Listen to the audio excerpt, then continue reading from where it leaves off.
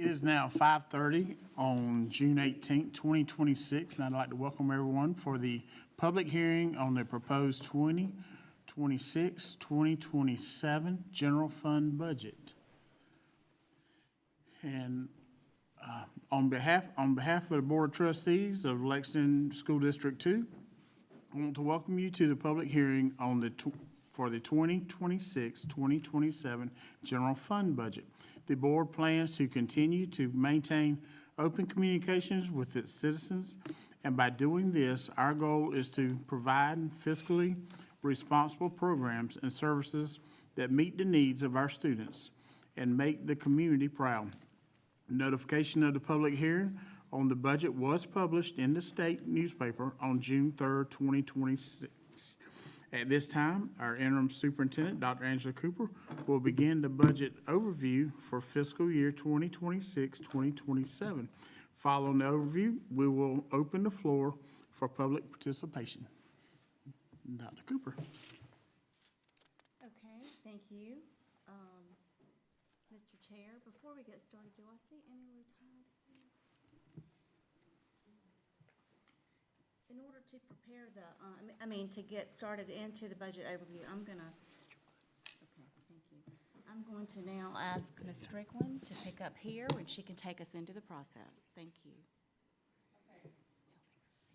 For the overview, we have local revenue at $54,806,455, state revenue $67,180,772, transfers in of $8,074,013, using fund balance $2,093,722, which is total revenue of $132,154,962. And the expenses, we have salary and fringe expenses of $110,841,456. Program and operations expenses $21,644,801, totaling $132,486,257. And I believe I need to correct the local revenue is $4,806,455, and the state revenue is $67,180,772, totaling $132,486,257. So the budget is balanced. Thank you, Ms. Strickland. Mr. Chair. Will you say those numbers again for the local revenue? It has changed since this was printed. Yeah, it has changed since that was printed. So instead of 54,806 is 54 what? Let me get back to that page. 54 is 54,806,455. That local revenue stayed the same. The state revenue, 67,180,772, and the transfers in are 10,499,030, totaling 132,486,257. Gracias. Thank you, Ms. Strickland. All right, this evening, the board will listen to your ideas, but does not plan to discuss individual proposals. All ideas will be accepted as information only. If you would like to address the board, please make sure you have filled out a card. It's back here in the back. I think Mr. LeBlanc has them. Only Lex2 residents or Lex2 taxpayers will be heard.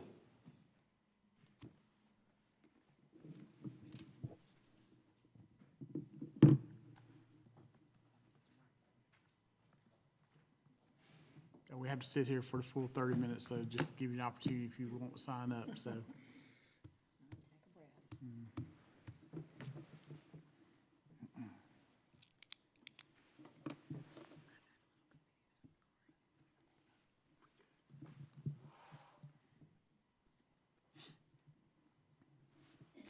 Did everybody get one of these flyers out front? Okay.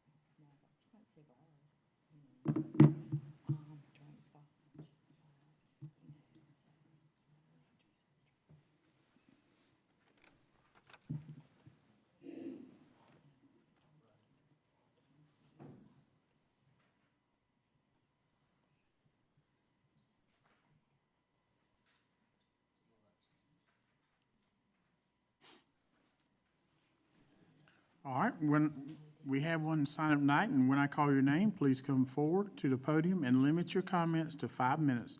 During your comments, a digital on-screen timer will be displayed, counting down from 5 minutes.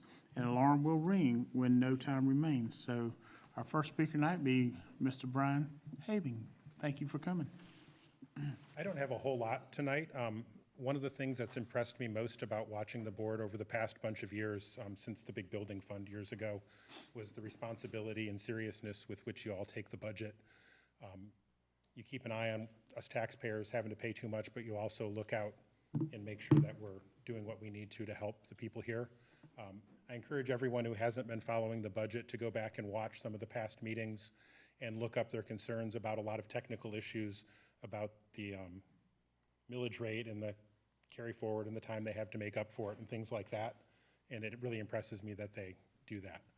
I think one thing that came up at the board meeting last time that I'd like to note is that I certainly don't want to pay more taxes if I can avoid it. I don't think anyone's eager to throw money down out willy-nilly anywhere, whether it's going out to eat or whatever. But I think we sometimes forget that our millage rate is it the lowest in the area? Yes. And it's not even close. And I always get a kick working at the university when we have people coming in from other states. I think my annual tax rate is less than a month's up in Syracuse, New York. I'm not anxious to pay anything close to that. But sometimes when I'm driving on the other side of I-20 out towards the dam, you pass a really huge school on the right-hand side there that's pretty spectacular if you've been inside of it. And some of the districts around us have a whole bunch of different language immersion programs and other things. And I don't know if some of them have been hit as hard as by charter schools as we have. And I sometimes wonder how much of the reason for that is things that we could be spending money on. And I trust the board to continually be on the lookout for that. Coming at the meetings, we always hear these great ideas. But I would just encourage just looking at, did the millage rate go up or down isn't the whole story. It's awfully freaking low. And if y'all ever have a big plan, just like when we had the big building push years ago, I think it's something you could do. But this year, thank you all very much for your hard work. Thank you.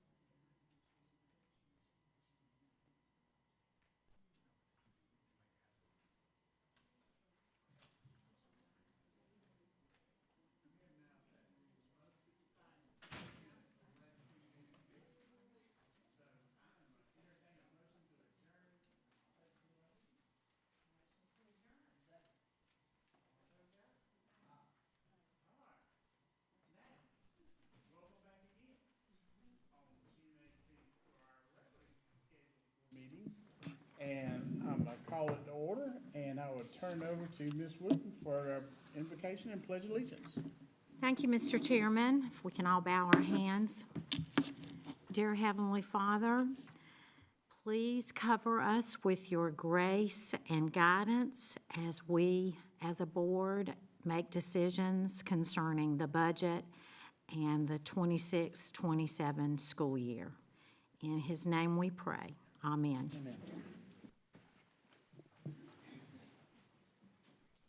I pledge allegiance to the flag of the United States of America and to the republic for which it stands, one nation, under God, indivisible, with liberty and justice for all.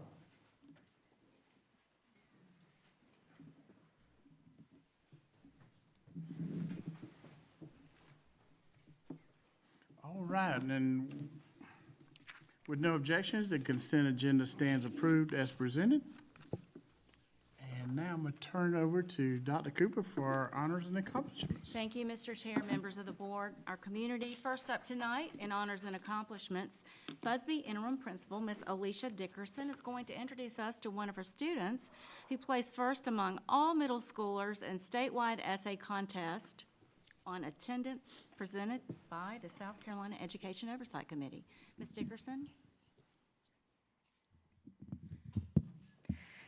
Mr. Chairman, Dr. Cooper, and members of the board.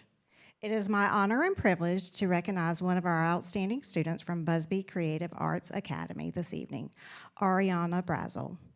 Ariana was recently recognized for her essay through the Be Present South Carolina Essay Contest, an initiative of the Education Oversight Committee designed to combat chronic absenteeism. Students across South Carolina were asked to reflect on what school attendance means to them and how being present impacts their lives and future. Ariana's essay was selected as the statewide middle school winner, an extraordinary accomplishment as only one middle school student received this honor. At BCAA, attendance has been one of our Bulldog Big Three priorities this school year, and we have made significant strides in improving our attendance rate. Ariana's achievement is a wonderful reflection of the importance of being present, engaged, and committed to learning. Please join me in congratulating Ariana on this outstanding accomplishment.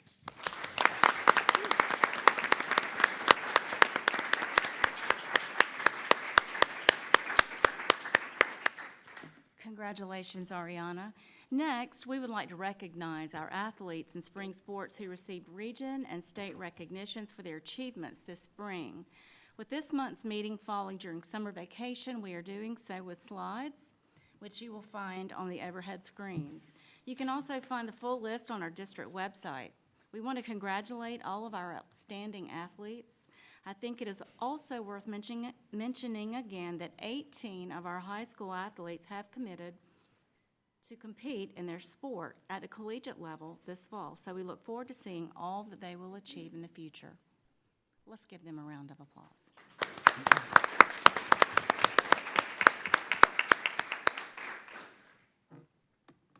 Mr. Chair, at the conclusion of our slides, I'll pass it back to you.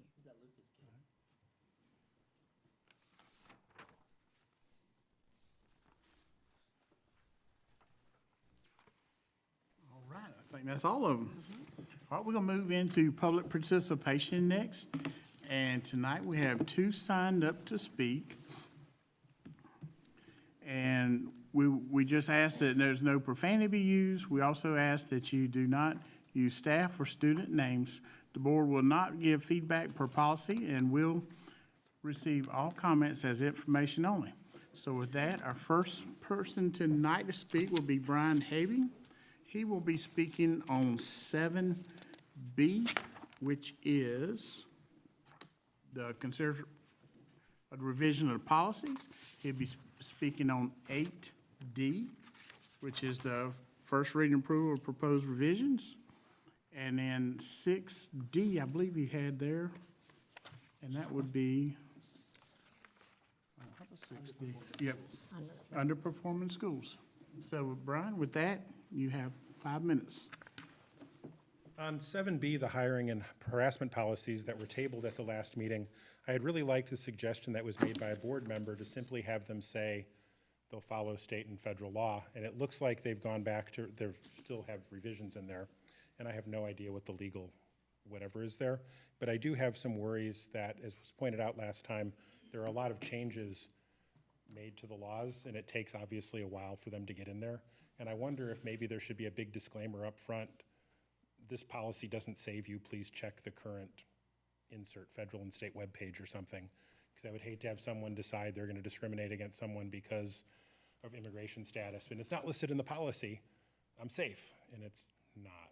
And so I just, however it's worded, maybe put that up front instead of just the links at the end. Might be good. And I appreciate it being tabled last time to talk about it more. 8D is on content and recovery policy IKADD, and there's nothing the board can do about this one as far as the policy because it was passed into state law last year. The big change there is that for a student to get content recovery, they have to have turned in every single assignment for the part of the course that they'd like to finish. And for getting the credit recovery, they have to have turned in every single assignment for the entire year. And I imagine this probably has some of the justifications like we heard before about people trying to game the system. And I think our legislature kind of dropped the ball on this a little bit because the way you game the system now is you write George Washington's square root of 2 for every single answer on every assignment. And then you didn't want to do anyway, and now you can make up for it. So I imagine every single student who wants to game the system will still do that. But students on an IEP or a 504 who are melting down and don't get an assignment turned in, and they got a 51, they now can't do it because they missed assignments, because they were melting down because of whatever condition got them the IEP or 504 or whatever else went bad in life. And so I don't know how the district can encourage parents to know how to work around this or the importance of following up, or if there's some way to mark what's in on time or what's not, so that we don't lose some of our most vulnerable students here, because we're certainly not going to stop any of these people trying to game the system. And like I said, you can't change the policy here, because it's state law, but there might be some things the district can do there, especially with the wonderful people you have working on with parents on 504 and IEP plans. The final one is on 6D. I was actually going for instruction more broadly. Apparently there were some books recently removed from our libraries at the direction of the district office, and some of them are not on the state banned list, although the subjects of those books might make one wonder if it's tangentially related. And book removals have come up at past meetings, and at one of the meetings, it was pointed out that libraries do this. Libraries take out books because they're not circulating enough and things like that. But sometimes you look at the list of books and it's not clear what that was. And the lists are hard to find. And so I wonder, just as a matter of reporting at the meetings, if books are removed periodically, if a periodic report of what books were removed and why they were removed or proposed for removal could be done. Because otherwise you could have things that go against the state law about why books are removed just done under the table, and it never gets up to the other procedures that are supposed to happen. I'm not implying anything nefarious here, but there's no way to know without that information being given to the public. Thank you very much. All right, the next speaker we have is gonna be Melissa Goforth, and she is be speaking on 3A, which is the consent agenda, 5A, which is board public participation, 7B, the policy revisions, and 10B, which is under executive, which will be contractual matters for Congreve Elementary. And Melissa, you have 5 minutes. Thank you and good evening. I would like to start with addressing the minutes from the regular meetings. I'm not sure who's taking the minutes now, but they are incredibly vague, especially when you compare them to years past. I understand most meetings are recorded and available on YouTube, but those minutes are just as important if YouTube were to fail. So to just have, for example, last month, Melissa Goforth spoke on 7G. You all know that I have a lot more to say than just 7G, and at least a topic, a highlight, 1 or 2 sentences should acknowledge what is discussed. Last month, in regards to the also from last month's meetings, there was a discussion about Zern, and we were singing the praises of Zern. I got a good bit of student input since then. Mind you, it's only Riverbank student input from my neighborhood, but most students do not appreciate Zern, and even my high flyer kiddos have made quite a few complaints about Zern over the past school year. Last month, Mr. Bray, you did try to call during public participation a point of order for me when I communicated to Ms. Rucker that I was worried she was dragging our district into a messy AstroTurf nonprofit affiliation. In another meeting this year, I was stopped by Chairman Key and told I couldn't say names of former employees, followed by a certified letter from Dr. Cooper. Doing so, like when I mentioned there were new filings and active lawsuits, like just last week in that Allison Bars versus LexingtonTwo lawsuit, that does concern district operations. And I just want to dispute publicly that and remind you that unless I'm being profane, I have every right to use my public participation time as a parent to address relevant, timely concerns that I have regarding my family's experience with this district and its leadership. Or as the BEDH policy states, a speaker may offer commendations, observations, or criticisms of district or school operations and programs. I've spoken with an attorney this week about this that specializes in school board communications and the Freedom of Information Act, not only about these incidents, but also the topic coming up that I'd like to discuss relating to instruction and instructional materials with the KEC policy. She advised me to inform you that if this board attempts to violate my First Amendment rights again via limiting relevant public participation that is not profane, I'll have no choice but to proceed with legal action. In regards to instruction, it has been brought to my attention that there's a long list of books our new interim superintendent has chosen to be removed from our libraries with no explanation given to librarians and certainly not parents on how or why it violates the KEC policy. It's also my understanding that none of the books listed are on the state's list of books for removal. Furthermore, librarians have let me know that they have submitted questions and they remain unanswered from district administration, which is rather unacceptable as a parent. I do wonder, Superintendent Cooper, if you actually read all of these books. If so, please reply to the librarians that have asked further questions about why they were removed. And if you haven't read them, I kindly ask why you would want to restrict them for our children.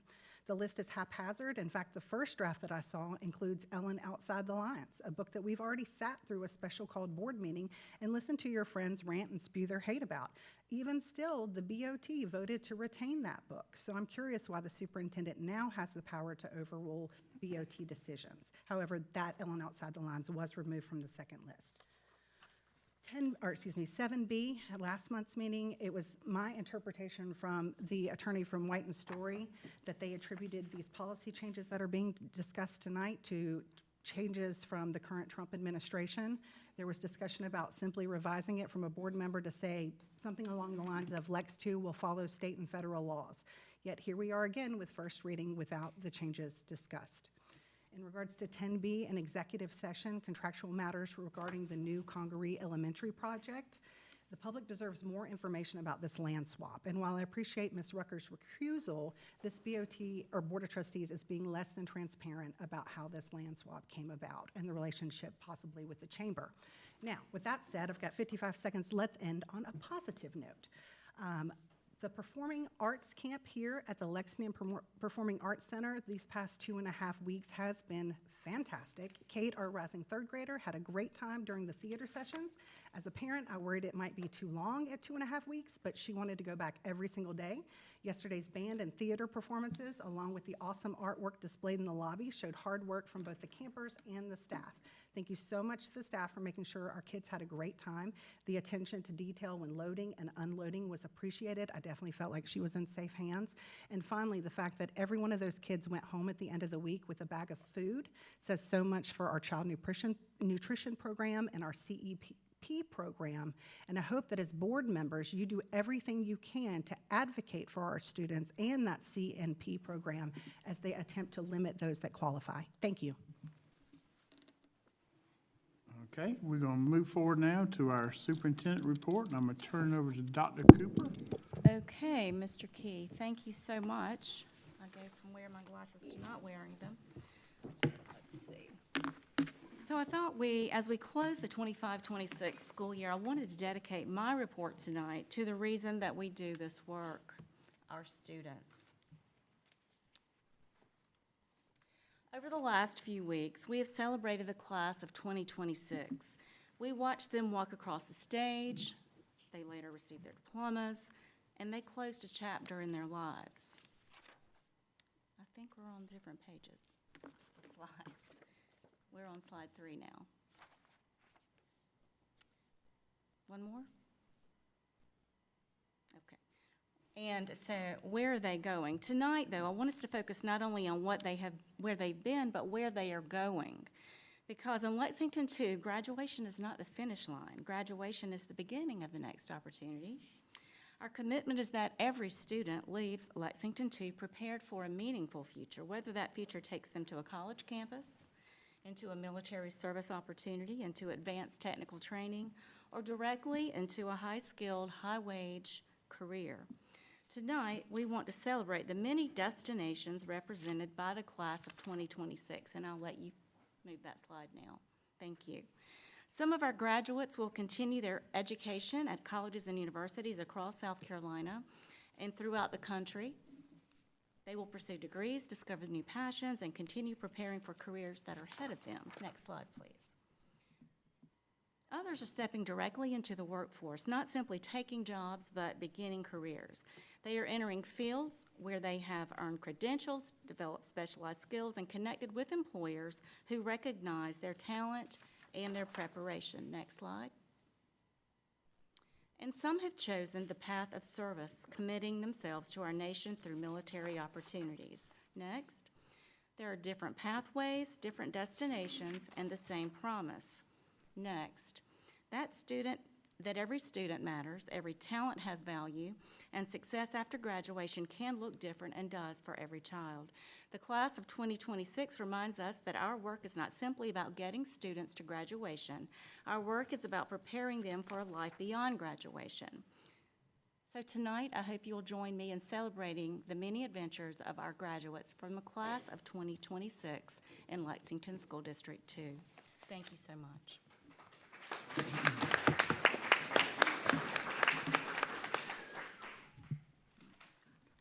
All right. I'm going to turn it over now to Ms. Sky Strickland for our financial report. Good evening, everyone. Last week, I uploaded the financials for the month of May, and also the pupil activity report. Are there any questions about that?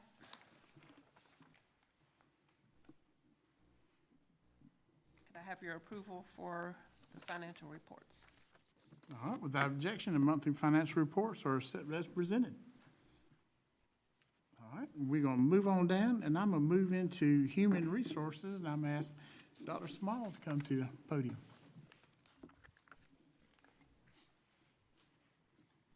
Good evening, Board Chair, members of the board, and Dr. Cooper. I have the Human Resources Vacancy Report as of this afternoon. At this time, we have 3 regular education teachers vacancies and 7 special education vacancies. At this time, I will take any questions that you have. We also have, 20 support vacancies. Any questions for her on that? All right, thank you. Thank you. All right, we are moving along tonight. We're going to move on into instruction. I'm going to turn it over to Dr. Burgraff tonight. All right, Mr. Chair, members of the board, Dr. Cooper, in your packet, you have the updated plans from our 4 underperforming schools with their 90-day updates, reflecting the strategies and work that they have done over the preceding 45 days. If you have any questions about those plans, there are building administrators here to gladly answer those, provide any additional updates that you would like.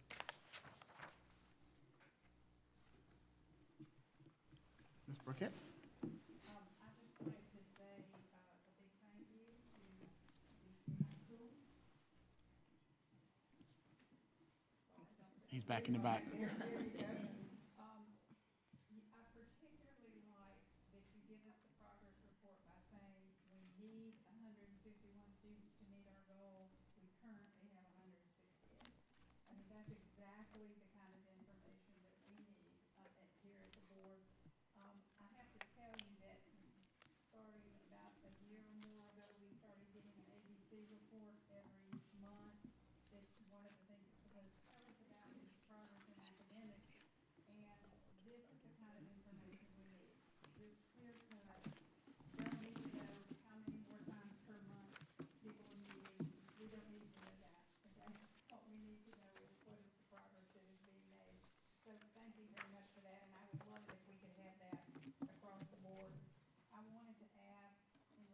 to Congaree. Oh, there you go.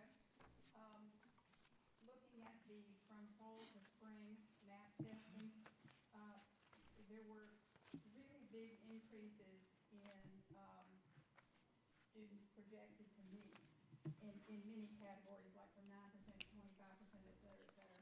But I also noted that there were tremendous decreases in the exceeds. And obviously that skews that information somewhat because we don't know if the exceeds drop down into the meets. You know what I mean? We kind of don't know. So was there some change in the way that was assessed or the parameters or what accounts for that? Well, I would say that for the students that we had, we continue to monitor. We had a lot of our students that are right near the cut score. And there was a lot of that, students that were barely crossing the exceeds category and the meets category that fell back into the next category. We have a lot of our students that are in the approaches category right near the cut score. But what we were able to do was make some adjustments. After we took the spring math test, we used that data to go back and change some of the instruction, and we extended Lex 2.5. We have more students that participate in that. And we were able to see some gains that we can't share right now, but we did see some gains, and we did reclaim some of those students back. Okay, I just wondered, because like, for instance, fifth grade students, the exceeds dropped from 23% to 4.4%. Yeah.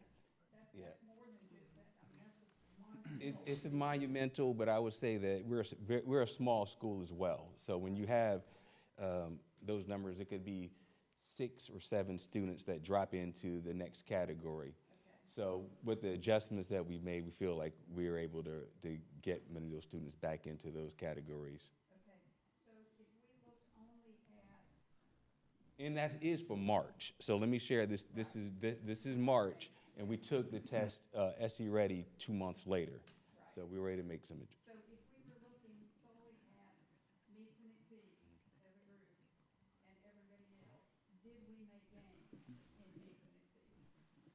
I would say that we have made gains.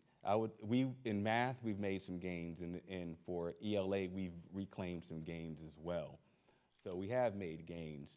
And also, I mean, if you look at other things, metrics as well, we've made student progress as well. So there have been some gains.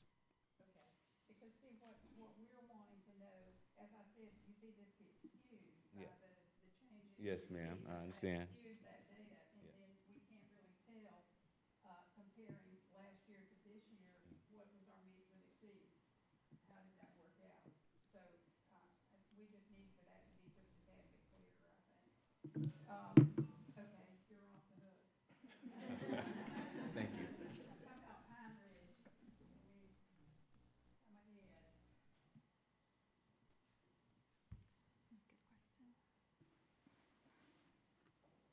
Okay, so, our numbers fall to spring on the map data. 27% meter exceed on ELA, 17% on them. Yes, ma'am. Can you comment on that for us? I mean, those are terrible numbers. And those numbers, as we go through the process, yes, they are. We've gone through tremendous amounts of change throughout the years, couple of years now. I can't speak to it. The numbers are what they are. The data gives us what it gives us. Hopefully, moving forward with all the changes that are coming into play, those numbers will continue to advance. I will say, looking at some data that can't really say a whole lot about, there is better numbers on the SC Ready. Okay. Dr. Cooper, since Dr. McDonald is not here, a couple meetings ago when we were discussing this, he said, this is a 5-alarm fire to us. That was the terminology that he used. And he said, we're throwing everything at this. And this is not an improvement over last year. We're not showing an improvement over last year. 17%, that's 1 out of every 10 children that are proficient in math. I mean, that's disastrous for those kids. So So is there some other approach we could take? Is there something more than a 5-alarm fire? I would be saying, if I were in the position to make any decision about this, okay, we're gonna do something truly different to change this. We're going to hire X number of new teachers in that school, and we're gonna get classroom size of 10 kids, and we're gonna get this many, I would be saying we have to do something dramatic. So, can you just respond to that? Ms. Burkett, what I'll say is in the absence of Dr. McDonald, we do have Dr. Burgraff here, and we have been discussing a lot of realignment. And so I'll call on Dr. Burgraff to speak to that, please. Okay.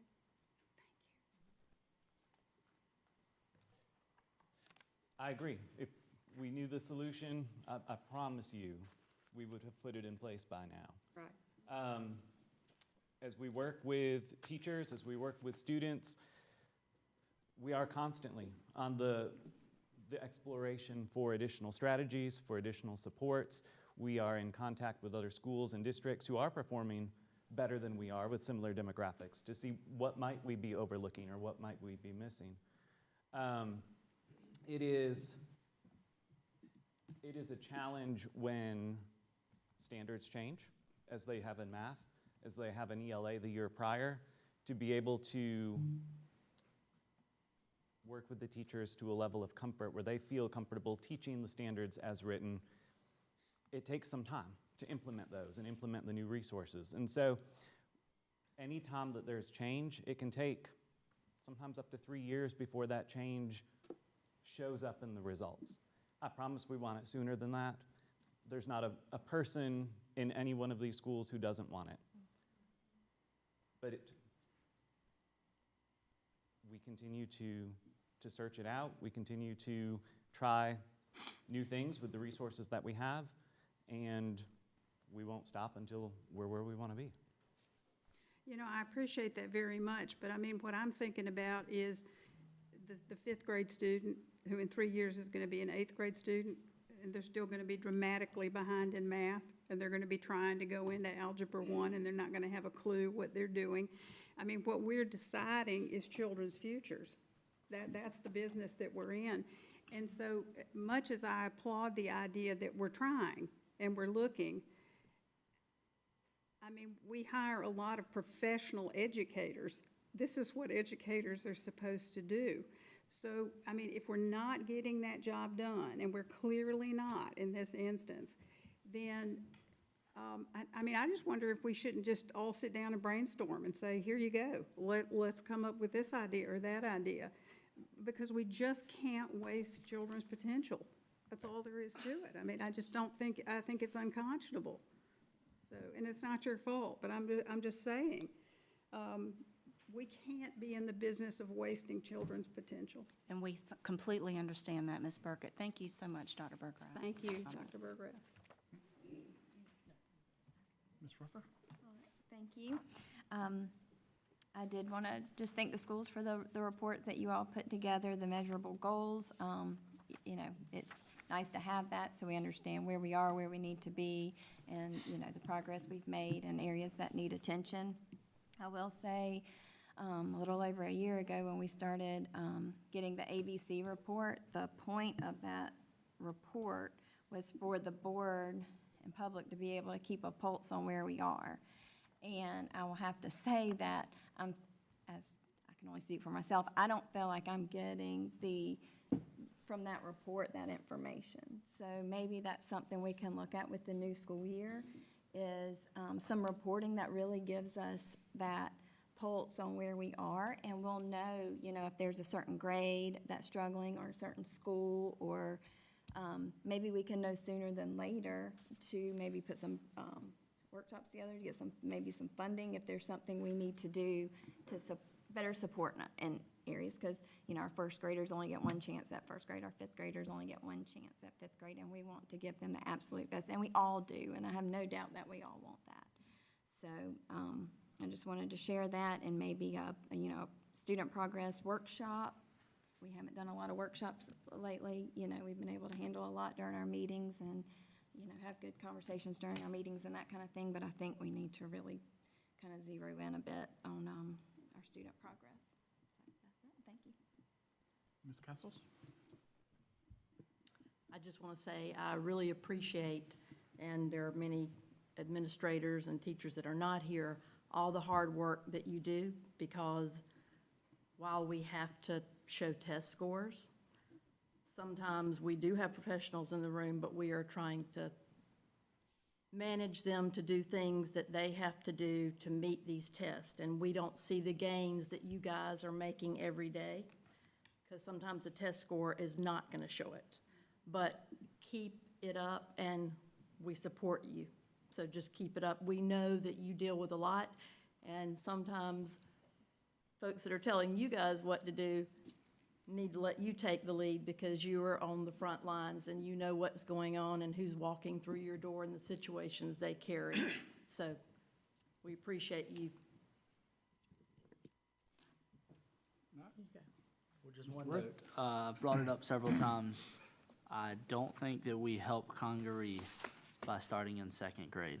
And as we look at a new school, we can just keep waiting, and we can slowly think about adding first grade, and we can just kick the can. But when you look, the scores are very straightforward. Second grade, there's a big hit, and then it kind of falls down, because they don't get to see, the second grade teachers don't get to see what the kids are doing in first grade. It's 3 miles down the road. It's common sense. So I would really love us to look at that. We're going to have to shift that border eventually. That's going to move. These are our kids. To Ms. Burkett's point, this time goes away.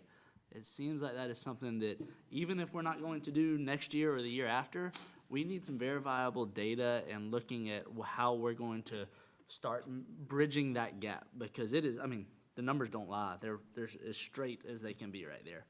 That hurts. That second to third is a big hit, and I would assume that the educators out there, especially the Congaree people, would highly agree that it's just not easy when you pick up a whole freshman class of second graders versus a freshman class of 5Kers or 4Kers or 3Kers. That's all I had. Outside of great quantifiable data, really appreciate that across the board. I was just going to comment on what Ms. Castle said. It has to be difficult to come up and listen to us, but know that we all appreciate everything y'all do every single day, and we know it's difficult, and we know that y'all are trying everything that you can, and just wanted to say thank you. Any others? All right, we're going to move on into operations. I'm going to turn it over to Mr. Warren. Thank you, Mr. Chair, members of the board, Dr. Cooper. Operations update is in front of you. Work continues in the different departments of the operations division. You see a few highlights here in each department. Facilities and maintenance, a few items have been completed. Really excited about the August meeting. I always enjoy whenever Mr. McPherson brings his presentation in August with all the things that are completed over the summer.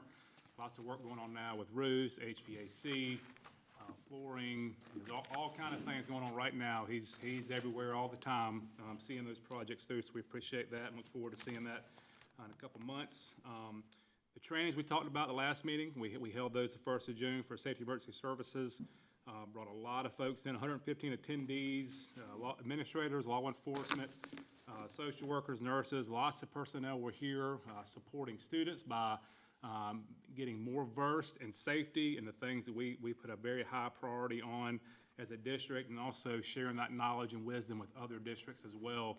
And we're always thankful and glad to do that. Student services is hopping during the summer, as always, and lots of work there.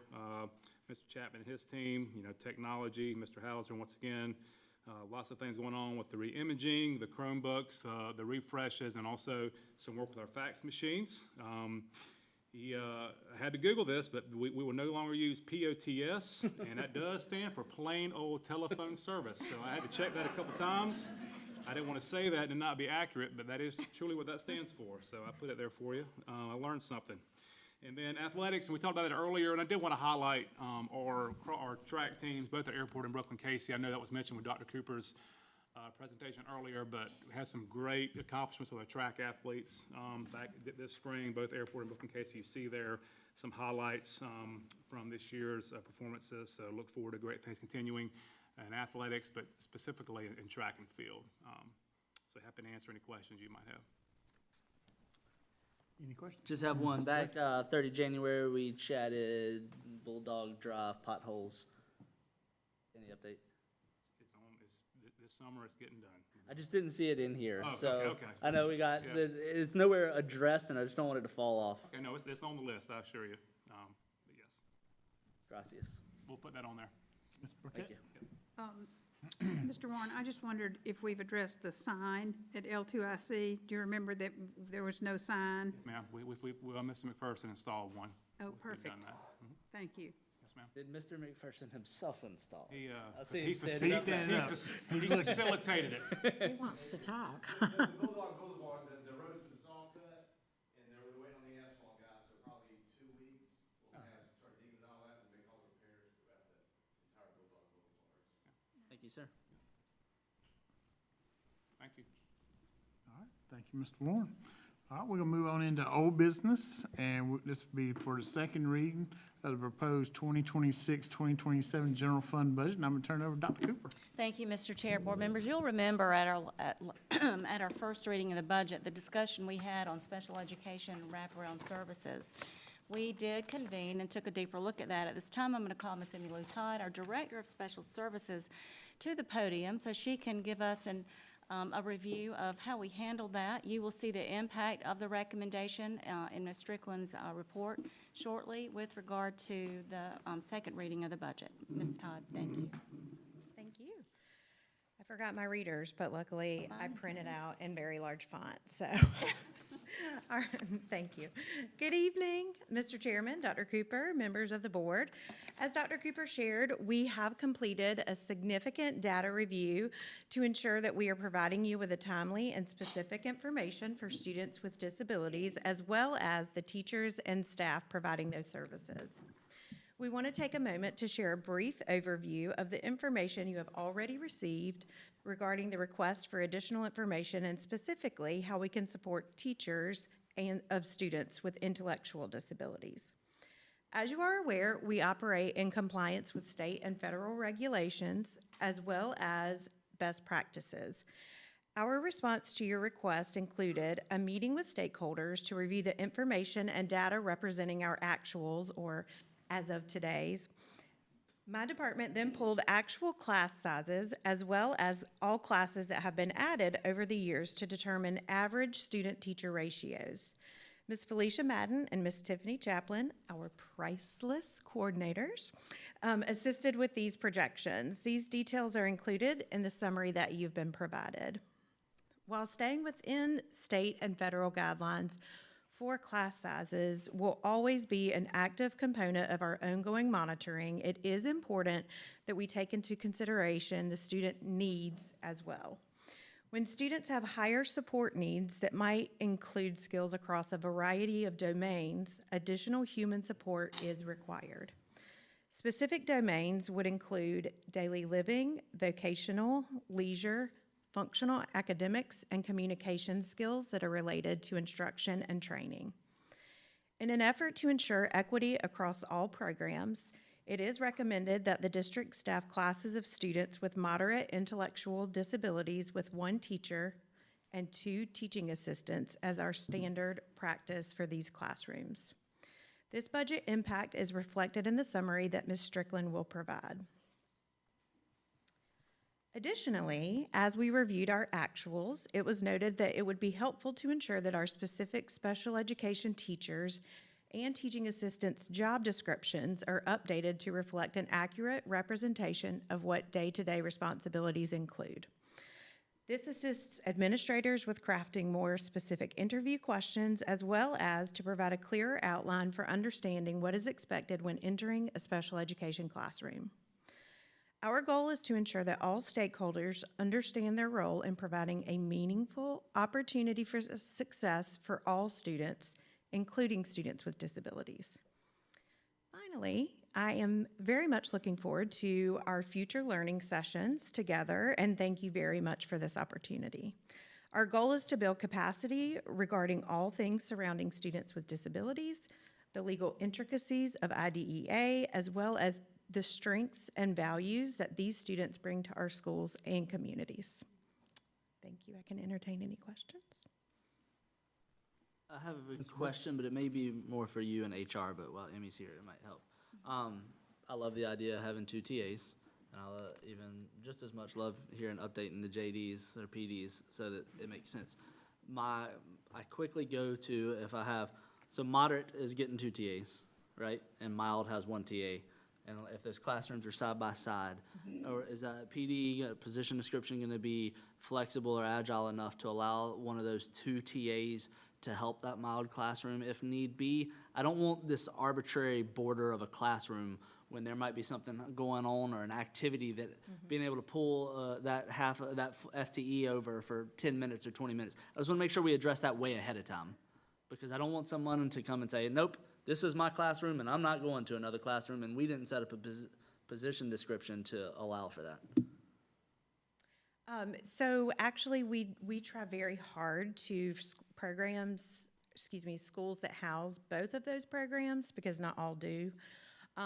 We are clear on what the needs are within each classroom. And so we always try to be flexible in advance. We want to be, over-prepared instead of under-prepared. So that's typically how we go into a school year, is looking at what we call zoning plans, so that teaching assistants are assigned to physical portions of the room or school, as well as the students that they are assigned to. So yes, if there were a 30-minute session where a mild classroom needed X assistants, CE, then we could provide, yes, the Fantastic. assistant. The only other question I had in the job description concept is bus loading, unloading. I've heard that multiple times, that that is a very difficult thing in that world, is getting the kids on the bus and off the bus. And in some cases, and this, I don't know all the details, so forgive me if it doesn't make a ton of sense, but making sure that some subset of TAs can be there to help with getting kids on the bus, off the bus, et cetera. We'll work on that. Thank you, ma'am. That's all I have. Thank you. Any other questions for her? Ms. Todd, thank you so much, and to your staff. I know Tiffany and Felicia and Ms. Art, thank you all for all the work that you did. Principals, teacher, everybody. It's a mammoth task. Thank you so much. Thank you. Appreciate it. And now, Mr. Chair, we'll just go right into the second reading. Okay. So it'll be a review of what we've seen before, with the addition of the impact of what we just discussed. This is the 26-27 budget, second reading of the general budget. I'm looking at mine, and I'm looking at another screen. Thank you. Following that, we have our board policy, which gives us the direction with bringing a balanced budget to you as a school board. Our next slide is a reminder of the Board of Trustees' priorities for the 26-27 school year. You'll find those in the table on the left. And in the table on the right is a priority listing from district administration and et cetera. It's almost identical. And next, we'll talk about what is included in this budget. And I'll pass this right on over to Ms. Strickland, please. Okay. Salaries and supplements included in this second reading of the budget, approximately $3,000 increase to all sales on the teacher salary schedule, $3,000 increase to teacher assistants, computer lab managers, and additional education associates. Assistants, The sorry. former shadow position, yeah. Correct. $2,000 increase to other support staff. Other support staff include physical therapists, occupational therapists, maintenance psychologists, nurses, career development facilitators, interpreters, office support, and computer technicians. A 2% increase to administrative salary schedule. 2% increase to bus drivers and aides on the minimum bus driver salary schedule, and all eligible employees receive a step increase for their year of experience. With these changes, we are pleased to be able to offer all employees a raise. Also, increases to the academic and athletic supplements and increases to the hourly rate for extra work. Our next slide is an overview of the academic programs and supports being recommended to include new curriculum and training for ML learning programs, or the ML learner, excuse me. Curriculum for reading intervention in early grades, increases in our hourly wage for teachers engaged in after-school work, which includes 2.5 and otherwise curriculum writing activities, and the additional positions spoke about by Ms. Emmy Lou Todd, additional positions overall, school counselor at L2IC, ML support teacher, and speech teacher. I'm getting ahead of myself. Next slide is over to Mr. Warren, please. So just as a follow-up to our first reading with athletic supplement schedules, we did continue to evaluate those, and like we mentioned back during the workshop, we want to really focus on our middle school coaches and, you know, making those salaries, those stipends even more competitive. You know, that's a real focus for us this year, and I appreciate your support to this point with that. That's a 10% increase, and then a 2% for the high school coaches, with the goal of them being able to move to a, much like Ms. Strickland mentioned with the salary schedule, a 2% increase for everybody, you know, on a year-to-year basis, where we're not in a position in 4 or 5 years where we've gotten behind again. So continue to focus on that, small bits.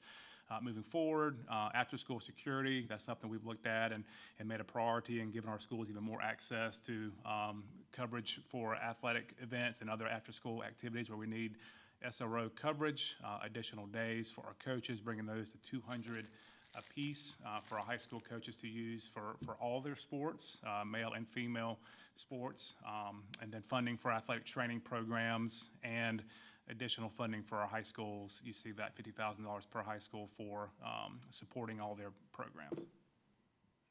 Thank you. And then moving forward, you'll see a line item of programs and support with a budget impact, and I was getting ahead of myself earlier with the impact for the TAs that Ms. Todd spoke about. You'll see that here. I'll pass it over to Ms. Strickland to talk about, but that will be the addition to this slide. Go ahead. Okay, on this slide, well, it's hard keeping up with 3 different PowerPoints and paper. Okay, on this slide, you see the budget impact by line item, the amounts listed next to each of the descriptions. On here, you will also see the additional TAs for SPED, which is an increase of approximately $300,000. So I just want to bring that to your attention. Okay, next we have the general fund projected revenue. Our local revenue budget decreased by $1,005,565 to $54,806,455. Our state revenue increased by $2,349,909, which brings us to $67,180,772. And our transfers in budget increased by $2,286,721 to bring us to $10,499,030, which gives us a total budget of $132,486,257. That is an increase of $3,631,065 over last year. Our general fund expenditures, salary and fringes, $110,841,456. That's 84% of our general fund budget. Our programs and operations, $21,644,801. That's 16% of our budget. Total budget, $132,486,257. Okay, our local revenue, you'll see here where our district again compares to our surrounding districts. And at the last line on here, you'll see the approximate value of a meal. So that's for your information. The next slide, we talk about the legislatively imposed millage cap. South Carolina law limits the amount a school district may increase operating millage each year. For 26-27, Lexington-2's allowable millage increase, operating millage increase is 5 mills. Also available to use are look-back mills, which means we can capture mills that were available over the last 3 years. The available look-back mills are 4.8. With the total allowable and the look-back mills, we have 9.8 mills available. The estimated value of a mill is approximately $277,640. In this fiscal year budget, we have increased the mills by 2 mills, which will generate approximately $538,622.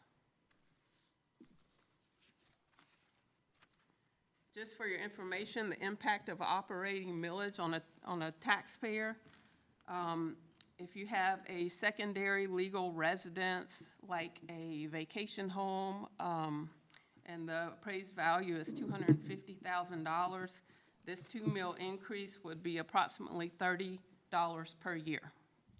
If you have a car or a boat with an appraised value of $50,000, this increase would be approximately $6 a year. And you see what it is for, I don't want to keep reading, what it is for a commercial property as well.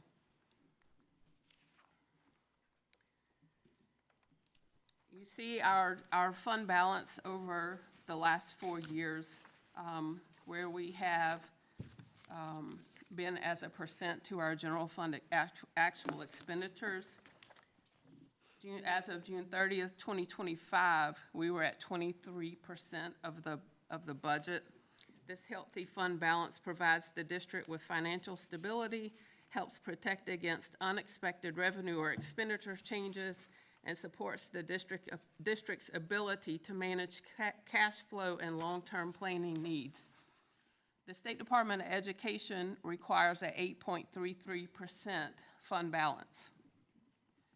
The GFOA, Government Finance Officers Association, recommends 16.7% fund balance.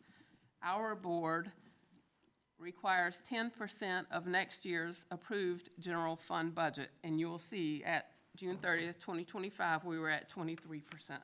So we are in a good place with our fund balance. In summary, the summary is to increase the usage of millage by 2 mills, which will generate $538,622, and to go into fund balance at 2.425017 with a balanced revenue and expenses of $132,486,257. The administration recommends the board pass the second reading of the 26-27 budget as presented. Do I have a motion? Yes. Mr. Chairman, and before I make the motion, I want to thank Dr. Cooper, Ms. Strickland, the entire staff. We asked that our teachers be taken care of, our support staff be taken care of, our SPED classes be taken care of, athletics, and y'all listened, and it is very important. I can say that with no doubt, with everyone that I sit up here, that the front line be taken care of. And we appreciate everything that y'all have done. And with that being said, I make a motion that we accept the administration proposed 2026-2027 general fund budget. I had a motion and a second by Mr. Bray. Question? All right. 2 questions. First one, point of clarity.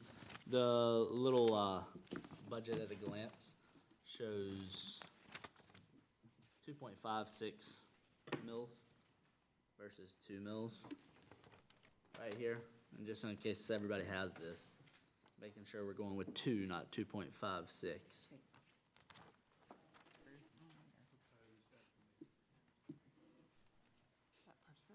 That's the percent of operating budget. That's just the percent of the budget change. Yeah. As I was. Second, how many number of days, Mr. Warren, do the coaches currently have? We're moving to 200. It was about 167 per high school. Okay, I love that idea. The only question I have, and it came from a prior board member that I think was very salient, are you or someone in your shop doing a kind of end-of-year QC to make sure that Title IX side of that is clear, to make sure that it's, you know, we want our ADs to run their programs, but we also want to have some Yeah, we do. assurance Yeah, on the back end. we've given them some pretty strict guidelines on how to assign those and how to monitor those, and they actually even go over and beyond that, so, definitely keep that in mind. We've got the framework in place. Yes, sir. I agree with Ms. Wooten. You know, budgets are no fun. I feel like it's very easy to feel like no matter what, you lose, you know, because you're either taxing somebody or you're not paying for a raise or something. I feel like of 6 years of doing this, this is the first time that I don't think any of us ever walk out here perfectly happy on a budget reading, but I actually feel like it was a win across the board. I think we figured out that scale as best as it has been in my 6 years, so I appreciate the work y'all have done. It feels like we're doing the right thing on all accounts here, so I appreciate y'all. Any other questions? Ms. Paquette? Just a comment. I have reservations about the budget, and I'll tell you why. First of all, I want all of you to know and the public to know that if we could, we would pay every teacher $100,000. Would have every classroom have 10 kids in it, and we would have a private tutor for every child. I mean, that's what we would like to have happen, but obviously we have to balance that with money, and the taxpayer is who we ask for the money, and we do have a lower millage rate than the surrounding school districts. We could, if you notice the percentage in our budget that goes to actual classroom materials and support is very, very low. I mean, we could, per Mr. Habing's suggestion, we could say next year, let's increase it by 15 mils and let's put all of that into classrooms and teachers. Not going anyplace else. That's where it's going. And that's one of the things that I was talking about, where maybe we ought to do something just fundamentally different and say, let's see if we can make a change in our outcomes. But I want everybody to understand that we all want teachers to be well paid and coaches to be well paid and classrooms to be well equipped. And it's a balancing act to figure out how we do that. And we're elected by the public. We are accountable to the public. And so just understand that there is a balancing act. Ms. Strickland does just a fantastic job creating a budget, and then we say we'd like it to be something different, and then she has to do it all over again. But I will say, I've only been here 18 months, and we've increased our budget by $7.5 million in 18 months. That's a lot of money, and so I would like for us to get a lot of juice for the squeeze, as they say. Thank you. Any other discussions? Hearing no other discussion, I had a motion and a second. All in favor of the budget, say aye. Aye. Aye. All opposed? Motion carries. Is that 5-1? I mean 5-0? Pardon me? 5-0, did you vote? Yes. Okay. So, I Make voted. make sure Aaron got it. There's 6 of us. Yep. Mr. All's out of the, for those that know, Mr. All is out of the country, so he sends his regards. Right? I know. Okay, and now, I'll take it. you gonna take this one? I will. At our last meeting, there was a good bit of discussion around the EEO recommended changes. I do agree, I thought it was a wise idea for us to table that. And we have our administrative attorney with White Story, Miss Ashley Story, approaching the podium right now. And she is going to talk with us about the origination, the recommendation, the why, what it involves, what it does not involve, and any other questions that anyone might have. Thank you so much for being here tonight, Ms. Story. Absolutely. Good evening. It's so good to be here, Mr. Chair, members of the board, and Dr. Cooper. Thank you for having me. I think this is the first time I've attended a meeting in your newish space, and it's gorgeous, and thank y'all for all the hard work. So yes, as you all know, and the public does know, that board policies are so important, and that is a very important role for the board because that is how you set forth the path on which we will move forward for the best interests of our children. And we did have some recommended changes to this particular policy. And some of the things that we look at, just to give some perspective, are obviously changes to the law, but also we look at other entities, including, so you may have all have heard of the Equal Employment Opportunity Commission, the EEOC. They are the federal agency that enforces these federal employment laws that we're looking at with these types of policies. We also have the DOJ, the Department of Justice, that does some of that work as well. And then also in the employment landscape, we have the South Carolina Human Affairs Commission, which you may have heard is referred to as SHAC, and they also have similar policies in place. And for those of you who didn't know, I used to be a plaintiff's lawyer and exclusively in employment. I used to sue school districts on a number of discrimination claims, and that is why we want to have really good policies to help protect the district, and also just so that our employees, prospective employees, understand the laws that we are following. And so we looked at some of these different resources to try to best make sure that we are in a very good defensible position if we are sued under a Title VII framework or some other type of protected class framework. And that's where these came from. Certainly we could go through all the language and pick it apart and put it back together again. But I think one of the things that I think about is risk mitigation to the district, right? And what's important for me as a lawyer who would ultimately potentially be defending the district in one of those lawsuits is, are we going to have very strong affirmative defenses in litigation, and what does that look like? And that starts with strong policies. And so I know there's been some discussion about, well, couldn't we just say that we defer to state law and federal law and we follow those laws? And you could. Respectfully, it is your policy. You may draft it however you would like to draft it and put whatever you would like to put in it, as long as it meets the minimum requirements that our school board association puts out there and in general. I would just pivot to you and just tell you that I think if I'm looking at this from a defensive perspective, which I am because we want to make sure we're protecting the district, I would want to make sure that language is clear and specific. It puts people on exact notice of what we're looking for. And that way, when you have a litigation, a lawsuit that's filed, you have those affirmative defenses that relate back to this policy or these policies.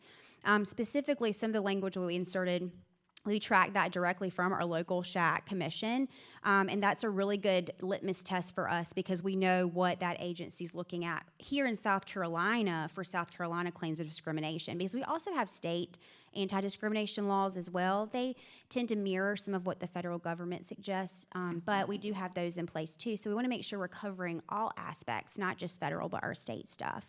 So I hope that gives you a good overview. I will say, I think there was a question, and Ms. Burkett, I think you might have asked this last time about minority-owned businesses and those entities. If I'm remembering correctly, I wasn't here, but I was happy to address that too as well. And typically with those items, we look at that in the context of your procurement policy and the D-section policies that relate to financial information. And so if that would be applicable for something that we need to update on those policies, we certainly can look at that. But, I'm happy to answer any questions you all may have, and I'll open it up to you all to ask them. Ms. Story, I just wanted one more sentence with that explanation on the minority procurement policies.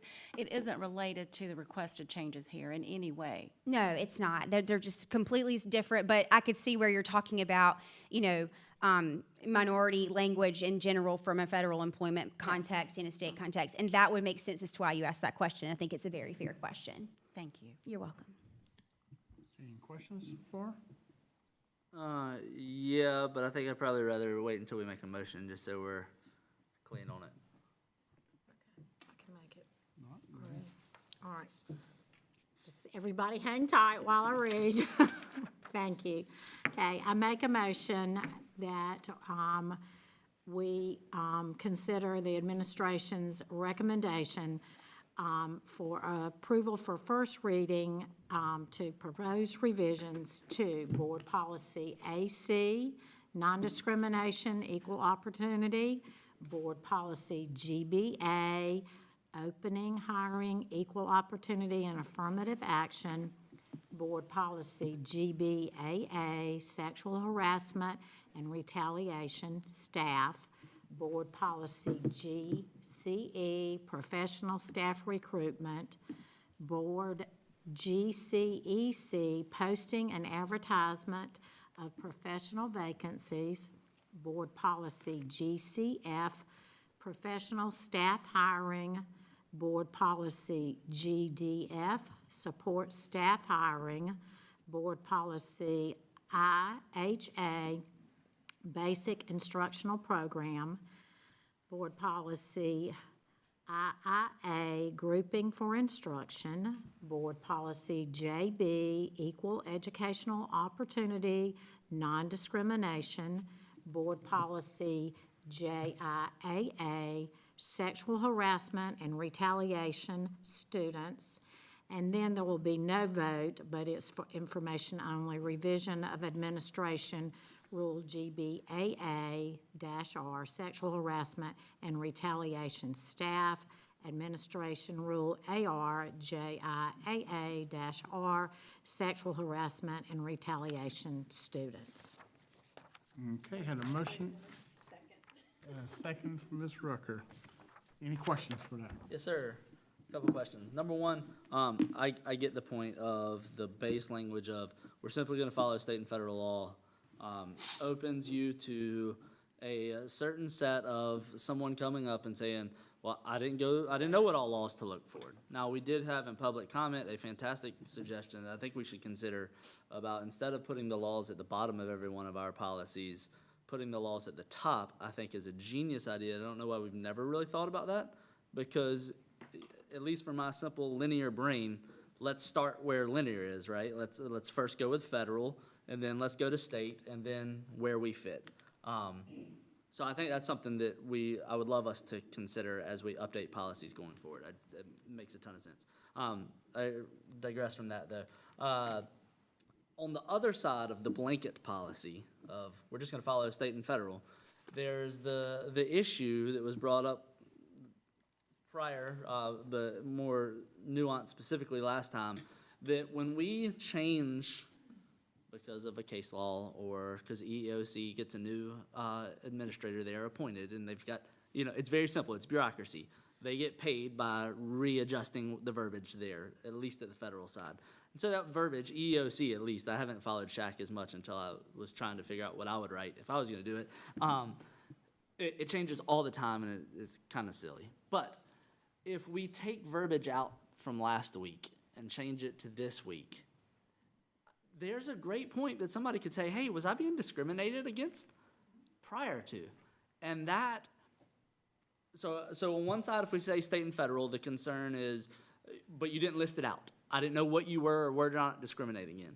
But on the other side, if we're changing it constantly, then we have these especially because our policies has updated date on, we can go back and say, hey, we should have been discriminated against Sally on this date, but not after that date, especially when it comes to the immigration one and other things.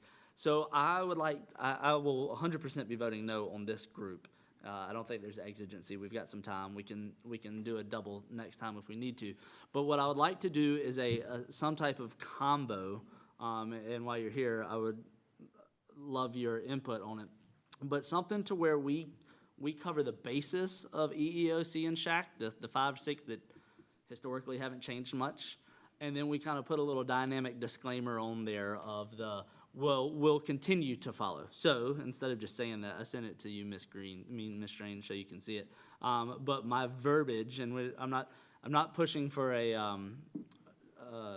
to change this to amend the motion, because I think it'd be better if we could all look at it instead of just force it now.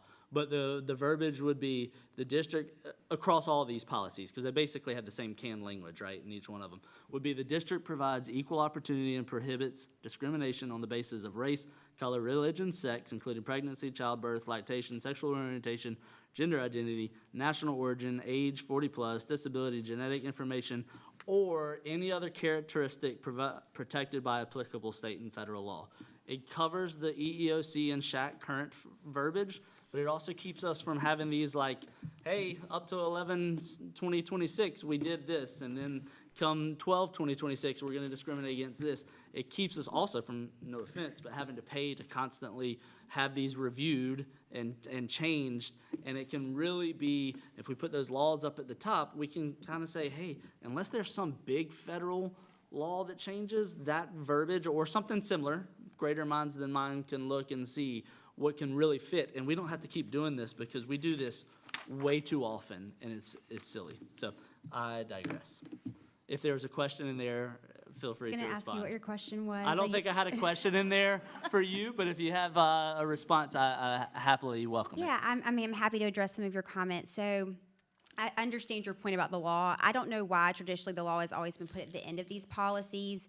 Most districts have policies structured just the way that you all do, where the policy is first and then the law, just to back it up, is listed last with the links that appropriately track to the law where we can find it. I don't really have an opinion about which way is better. It doesn't really matter to me. I think, from clarity's sake, having the policy, which is traditionally more reader-friendly than a link to a statute and a federal regulation or a code section, is probably more friendly to the reader. But that's your pleasure. You all can do whatever you want to with that. So I think it's a good idea to consider that, or at least look at it. And I would be interested to know how the association would opine on that as well, since they tend to look at you guys as policies and just try to make sure everyone's doing what they're supposed to be doing. And you all, I think y'all know this, but once y'all approve policies, they do go to the association and they just make sure it's got the bare minimum, what you have to have, and then they put them into the system for you all. So just to know that, I think that's how that works generally. In terms of the language itself, and I understand your point about it changing, and, no one likes to have to come and have to rehash it and look over it multiple times. You all as a board should be looking at your policies regularly anyway, whether it's because legal guidance has changed or whether you've got someone doing, I know your administration does, they're tasked with looking at that, and we often have to implement new policy. So, that's just part of, I think, what y'all have to do as a board, and I think that's a very strong thing that y'all do, that you are monitoring them regularly and looking at them, no matter what the changes may be.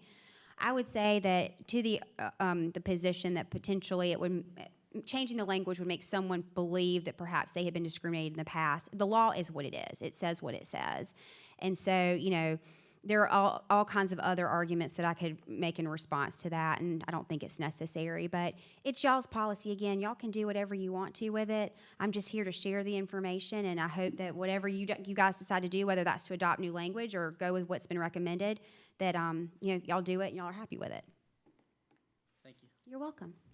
Any other questions? Any questions? Ms. Story, thank you again for coming and Absolutely. talking with us about this. We appreciate you and all you do for us. Thank you. Thank you. Y'all have a good evening. You too. Thank you. Yeah, question, Ms. Roper? I think after the discussion, I move to table all policies read by Ms. Wooten for a future meeting. Second. All right, had a motion and a second on that. Any discussion on that or reasoning?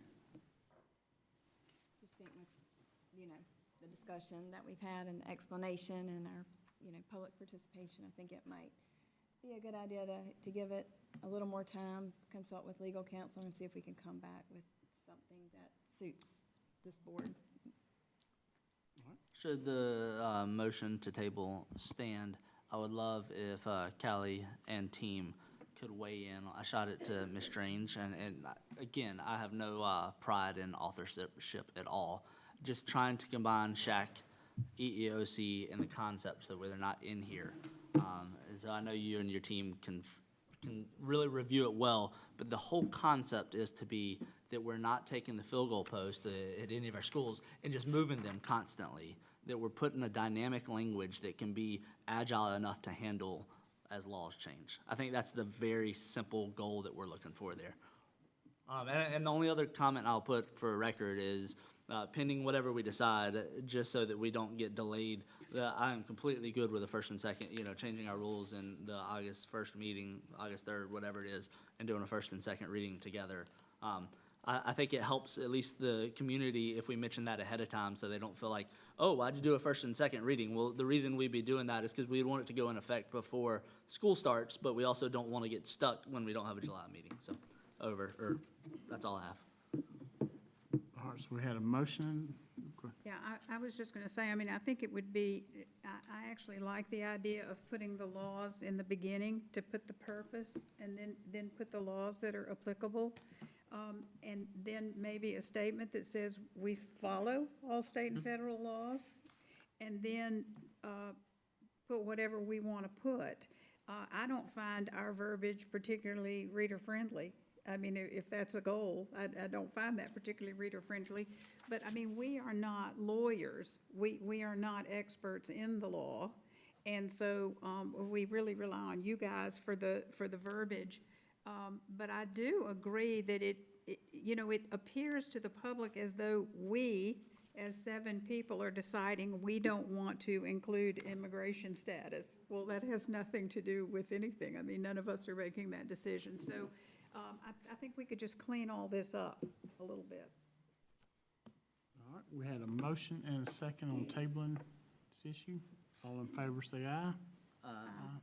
All opposed? All right, motion carries.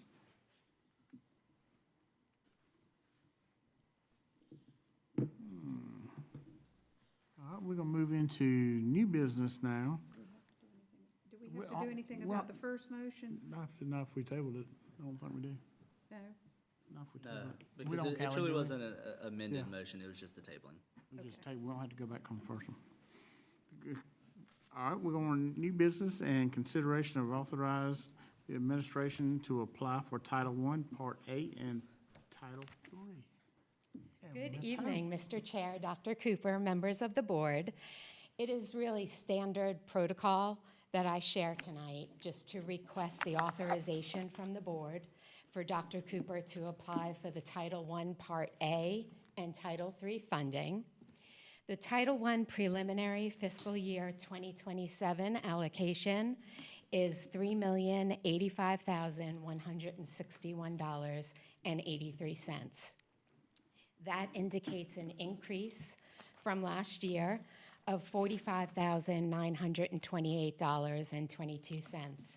That's approximately a 1.5% increase from last year.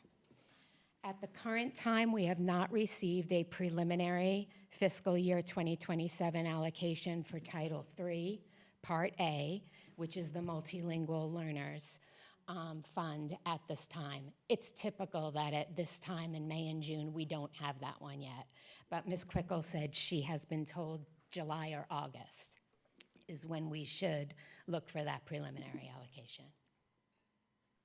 Mr. Chairman, make a motion that we approve and authorize the administration to apply for Title I, Part A, and Title III as presented.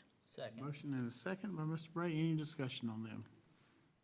All right, all in favor, say aye. Aye. All right, motion carries. Thank you. Thank you. All right, I'm gonna turn this over for consideration of bond resolution. I'm turning over to Ms. Strickland.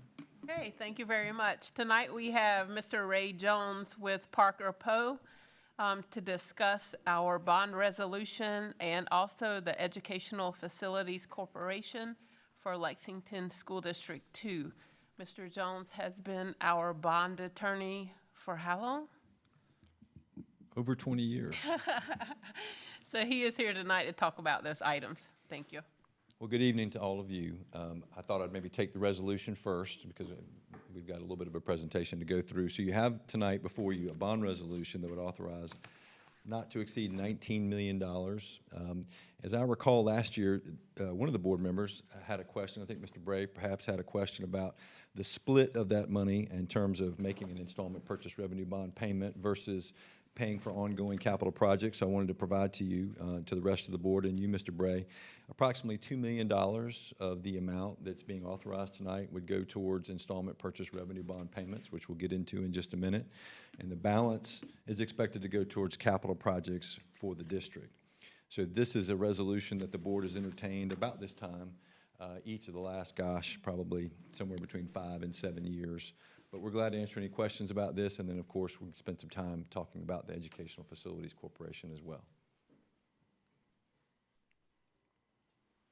Do you need a motion now on the resolution before we go further? Okay, and it's not to exceed 19? Okay. Yes, ma'am. All right, Mr. Chairman, I make a motion that we approve the consideration of the bond resolution not to exceed $19 million as presented. Second. Motion and second by Mr. Bray. Any discussion now?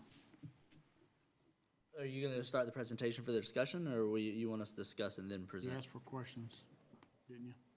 So my suggestion is the bond resolution and the presentation really are two separate items. I think it'd be fine if you want to go ahead and just handle the bond resolution, and then that way, when we get done with the presentation, you'll be able to move on to other Okay. business.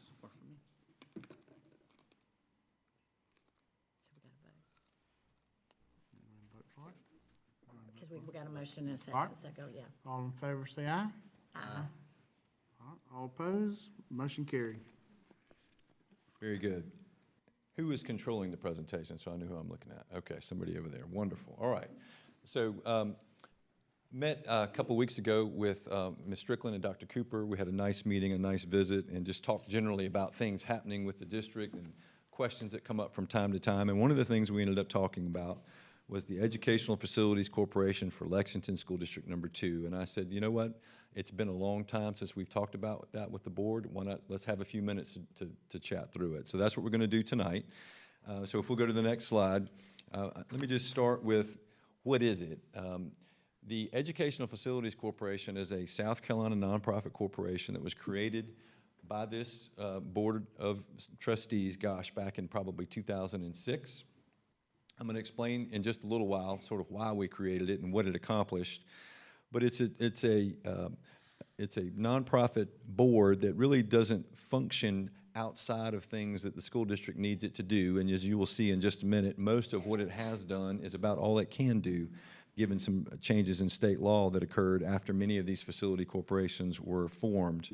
So under its articles of incorporation, its only function is to finance educational facilities for the district by issuing installment purchase revenue bonds, which it has done. And it doesn't have any independent source of funding. It doesn't have any independent employees or anything like that. Its funding is dependent on payments from the district. Let's now go to the next slide. Just wanted to give you a sense that you're not alone in school districts that formed similar corporations in order to finance capital projects. Among those on the list are really districts from all over the state. You all know just as well as I do that trying to keep up with the facilities needs of a school district is a real challenge, right? Much less funding the operations, as you all have discussed tonight.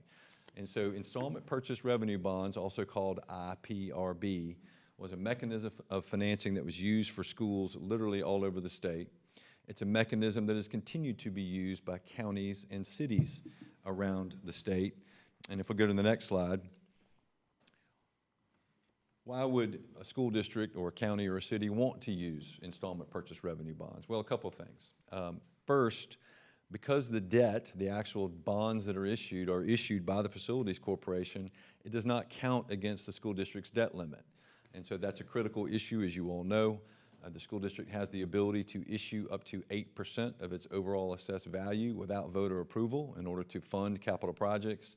And so installment purchase revenue bonds, because they're revenue bonds and not bonds that pledge the school district's credit, did not count against the debt limit. So that was a huge driver.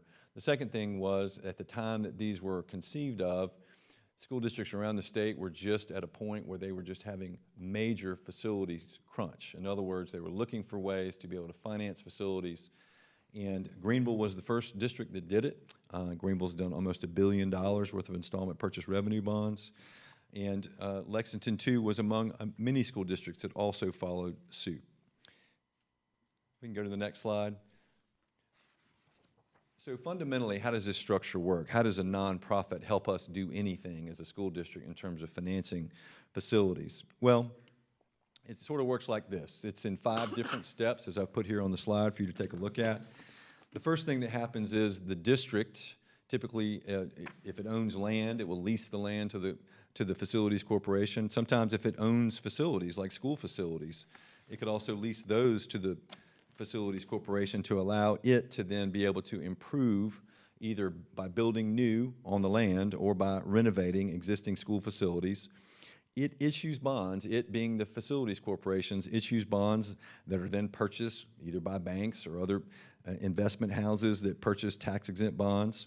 The critical thing here is that the bonds, the proceeds of the bonds that were issued by the Educational Facilities Corporation are actually utilized to build structures that benefit the school district.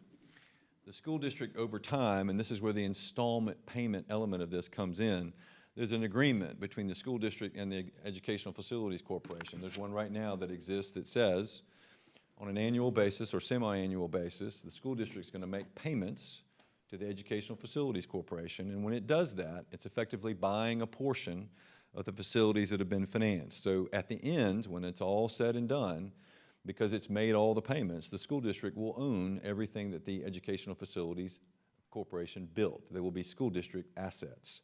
And as you're going to see in just a minute, we're getting close to paying off these bonds. If you'll turn the page, please. Okay, our corporation. It is, as I told you, it's a South Carolina nonprofit. It's also a tax-exempt 501c3 organization. It has 4 current directors: Donnie Bolin, Brandy Gist, David Lodholt, and Jatana Norris.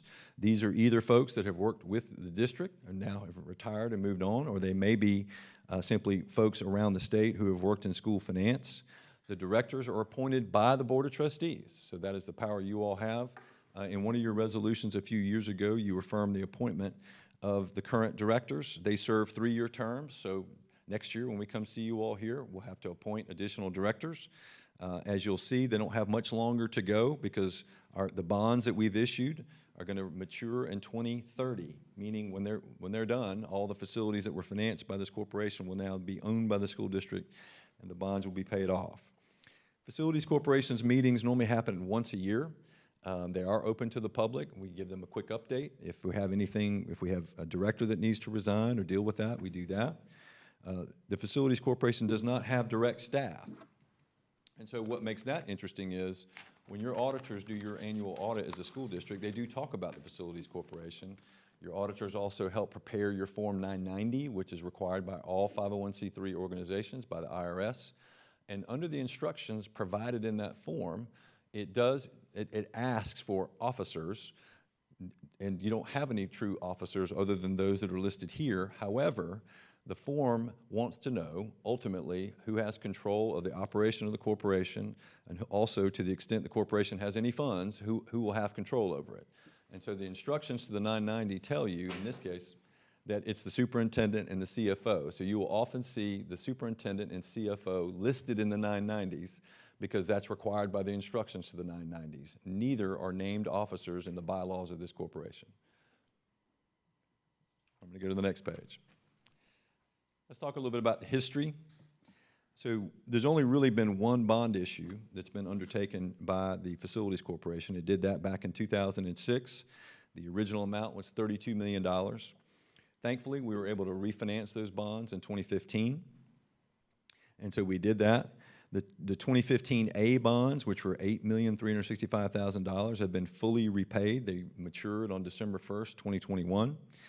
And now you have outstanding the 2015 B bonds, and they will mature on December 1, 2030, at which point the EFC's active financing purposes will conclude. Now, one of the questions you may be asking yourself is, well, why hasn't the EFC done any additional bond issues? Like, where have they been since 2006? Well, shortly after the flood of EFC bond deals that were done, and as I said, we did $32 million here in Lexington too, but there were a lot of bond deals done around the state because of the facilities needs. The legislature was concerned that there were too many of these deals being done by school districts and effectively took the ability to do these kinds of deals away from school districts. The ability to do these deals remains with counties and cities, but school districts can no longer do this kind of financing. You're allowed to refinance bonds, but you cannot do any new bonds. If you'll turn the page, just a quick reminder on what we financed way back when. We did improvements at both Brooklyn Casey and Airport. The new cafeteria done back in 2006, 2007, a renovation to Airport. We did a fine arts center, a multi-purpose building, and a new football stadium. So all of those things were financed with the 2006 issue. If you'll flip the page one more time. So this is just a little more information about your outstanding bonds. And on December 1st, 2030, which is a scant 4 years from now, when these pay off, effectively, EFC will no longer have any real purpose. It can't do any new bonds, right, because it's no longer permitted under state law. And so at that point, its purpose will have been served. And all of the assets that would have been financed by the Educational Facilities Corporation, as I said, will be owned by the school district. And if you turn the page for this kind of final note here, you might be asking, well, what do we do with the Educational Facilities Corporation when the bonds are paid off? As I said, it won't have any more active purpose, so you can do two things. You can leave it dormant, or you can dissolve it, and we can help you do that. Neither one is a very difficult procedure, and that's what we have for you tonight. So on our last slide is, I've got my partner Emily Luther there and myself, and we'll be glad to answer any questions about the EFC or anything else that we do for y'all as your bond counsel. A couple of questions. Thanks for a fantastic report. It's neat to see that 2015 referendum world kind of coming to an end. You know, you do these big projects and you feel like it'll never happen, but you know, we're what, 2.5, 3 years from that EFC closing up and those being sold. Question of one point of clarity I think is probably good for everybody because we don't speak daily. But this was referendum bond to build big capital projects versus our current technique now, which is much more 8% GO bond world.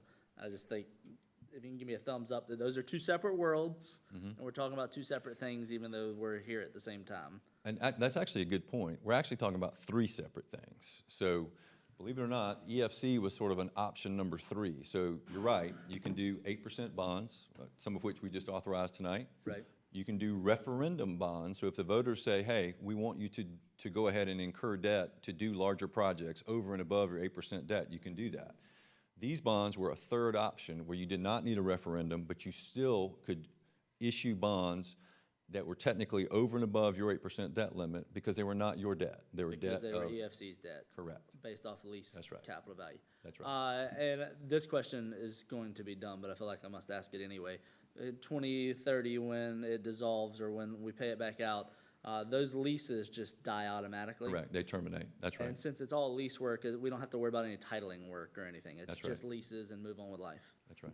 The only other question I had was, just for giggles, you know, I appreciate that in the world of financing, there's always a new idea out there. Like somebody came up with this interesting idea.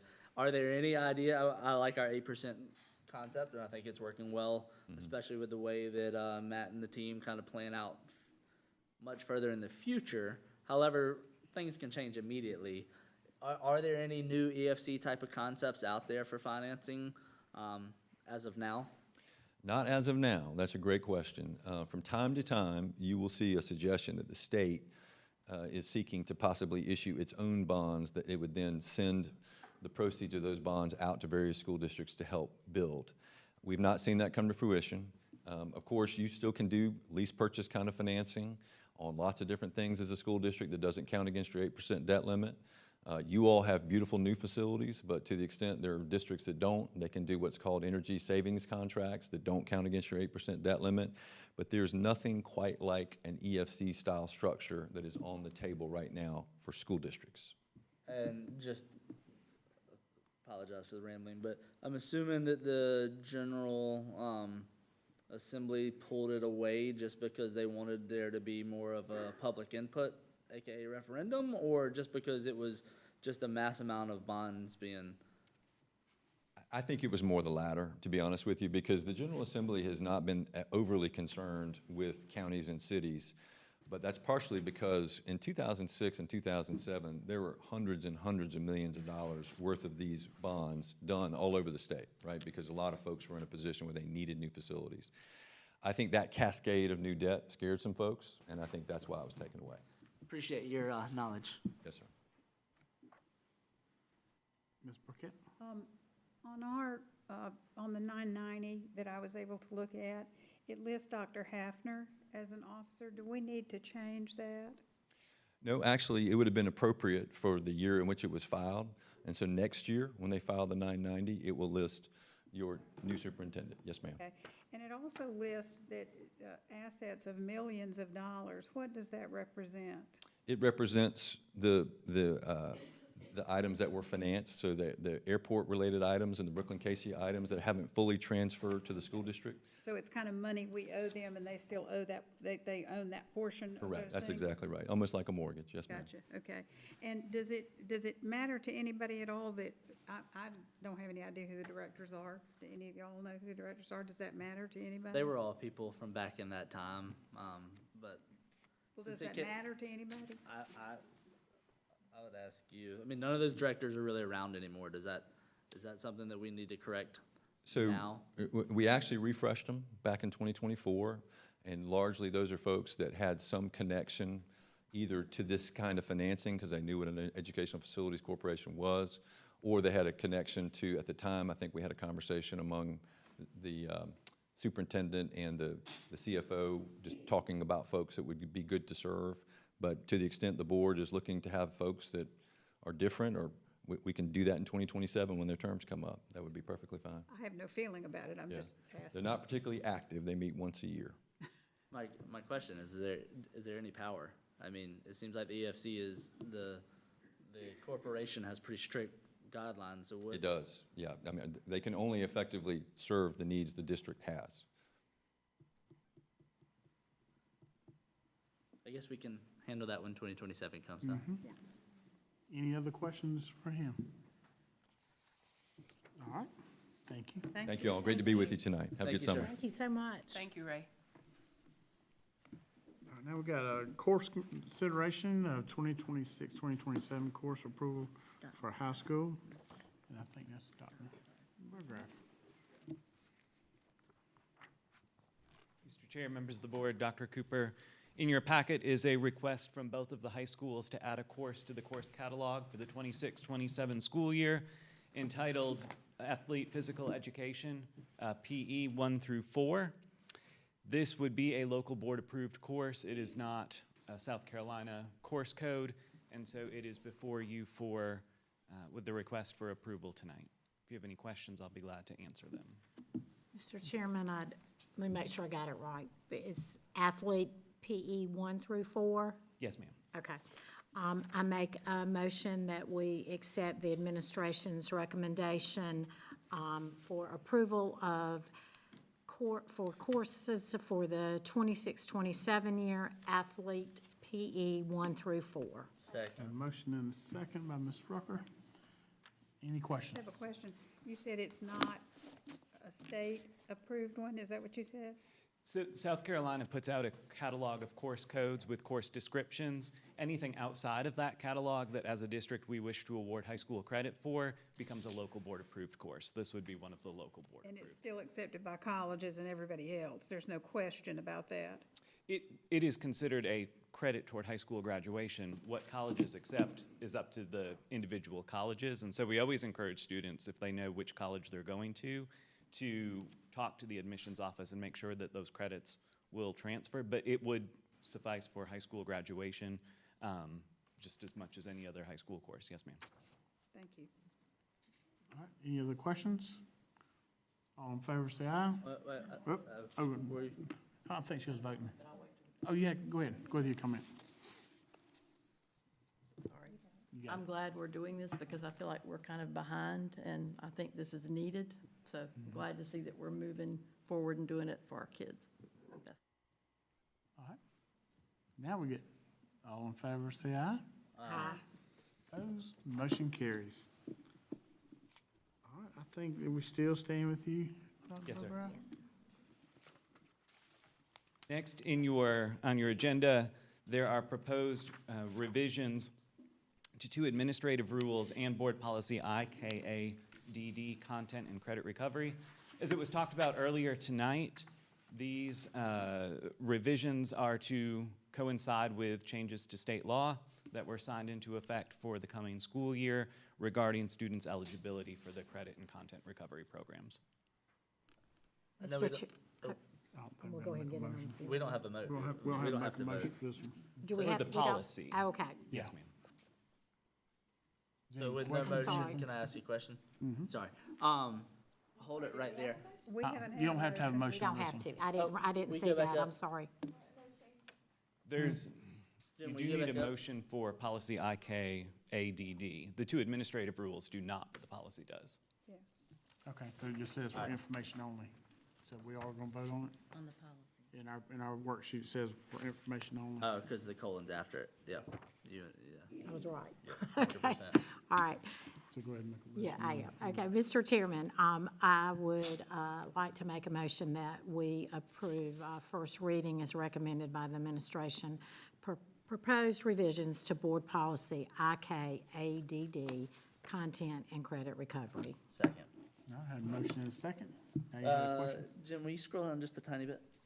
Sorry, there we go, perfect. The last bullet, admin rule, ICA, are, when the third line, whoopsies, starts with class rank, comma, and the subsequent numerical value.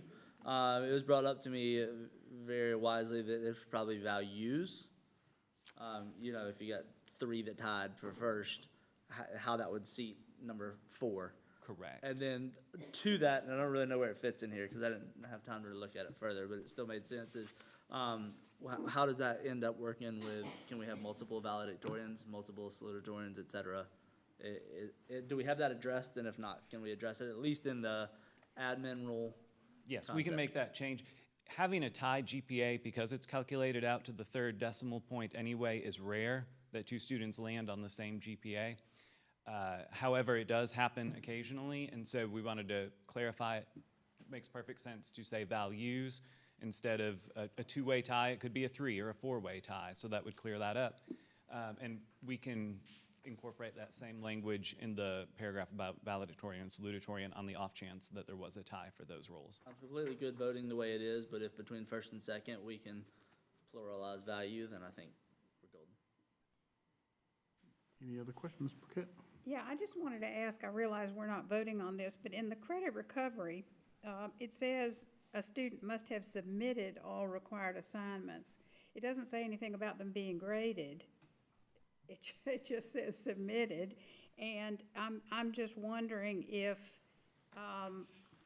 those are gonna be on the new grading scale. I mean, are they gonna be graded, and are they gonna be on the new grading scale? That is the language of the law as it's written. It's up to the classroom teacher. As a classroom teacher, when I was in class, there were many assignments that students turned into me. I didn't always grade all of them. There were some that I was looking to see their work and were they submitted or not. So ultimately, moving forward, when a student seeks to apply for credit recovery or content recovery, the teacher that they had previously will sign off authorizing that, yes, they have successfully completed the assignments that were required for that course. They may not all have gone into the grade book, but they have submitted them. But if they do go into the grade book, they're gonna be under the new grading system. I mean, you can't now give people a 50 as a baseline. Oh, I see what you're saying. Yes, ma'am. They actually have to have a grade within the new system. Correct. It would go along with, there is no grading floor anymore. Okay, Correct. so what I'm picturing in my head, you know, one of my kids was one of these real smart kids who figured out a way around every dang thing, and so you'll appreciate this. I can very easily see where a student would say, okay, I missed 14 assignments, and here is assignment number 1, and they put K through 12 on there, and they just hand in 12 of those, or 14 of those, or whatever it would be, and say, I turned in every assignment. I mean, is there gonna be enough oversight that somebody can't, because all we're saying is submitted. We're not saying that anything has to be approved or anything else. We're just saying submitted. So it also coincides with, in order to be eligible for credit recovery, I have to have at least a 51 in the course. Most of the time, and I can't guarantee every time, but if I turn that in for 14 assignments, I'm getting a 0 on all 14 of those assignments. My overall average is not likely to be at least a 51. Okay, thank you. Dr. Berger, I have a question. I think that makes a lot of sense. Like, the grading does keep you 51 helps, but do we kind of said the same question for sports days? Does the district office kind of go back, especially with history, and look at the selections of these credit recovery students to make sure that it's not, Yes. There's no impropriety. So both high schools, currently, as it stands right now, both high schools, when a student wants to participate in credit recovery, submit both an application and the signed form from the parent acknowledging the NCAA does not accept credit recovery. Both of those come to my office to review, make sure that the student is in fact eligible, and then the credit recovery course is assigned to them at that point. So the only kind of hurdle that I would potentially like to see in place if it's not there is if we're looking at case-by-case basis, it's easy to become myopic on bigger trends.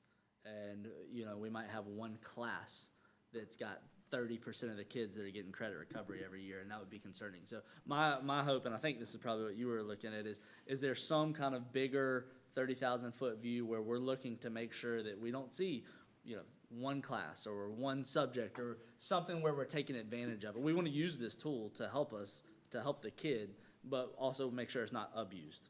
Is that kind of the point you were getting at? Yes, and we have to calculate all of that for state reporting each year anyway. Wonderful. So, but that gives that insight. Thank you, sir. You're welcome. Just one other question. It says here that the failing grade in the initial credit course will remain on the student's transcript and will be factored into the overall GPA. So what is the point of course recovery? Is it just so that you get enough credits, although you still have a failing grade? Correct. Yes. If I want to change the grade, I need to retake the course in its entirety. If I'm choosing to do credit recovery, it is solely to reclaim the credit that was potentially there and move me towards earning the 24 needed for graduation. Okay, but the failing grade stands. Failing grade stands under credit recovery. Thank you. Ms. Kessels? I'm very glad that we do have it because sometimes we didn't for some schools, and there are a lot of kids that we don't realize that have had hardships. And when you get in a pit and you can't get out, I'm very thankful that we do have some means for them to move forward and be successful. So thank you. All right. We had a motion and a second. All in favor, say aye. Aye. All right, motion carries. Now we got. Mr. consider Chairman, out of state. I make a motion that we ratify and approve the travel request for BC High School football players to attend FCA football camp at the Citadel in Charleston, June 15th through the 17th. Had a motion and a second from Mr. Bray. All in favor, say aye. Aye. All right, motion carries. All right, just as I had said last month, I just want to thank the teachers because we know it's a struggle in our classrooms. The things y'all have to jump through, we thank you. We know we ask a lot, but thank you for your service. And now, we ask you to enjoy your summer because we will not see you again until July the 28th. Seems so short, though, don't it? But for our announcements, It is. it ain't long out now. So we will be honoring, July 2nd will be Independence Day holiday. July 28th, the teachers return. July 31st, back to school rally at the LexingtonTwo Performing Arts Center at 8:30 a.m. August the 5th is the first day of school for students. God, it seems so early. August the 6th, back to school board meeting at the District Education Center. And then August the 20th, regular monthly meeting of the Board of Trustees here at the district office. And I will entertain a motion to go into executive. I make a motion that the Board of Trustees enter closed session for the following: consideration of personnel appointments, reappointments, retirements, and resignations. Contractual matter regarding new Congaree Elementary project. I have a motion and a second. All in favor, say aye. Well, we are in executive. Second.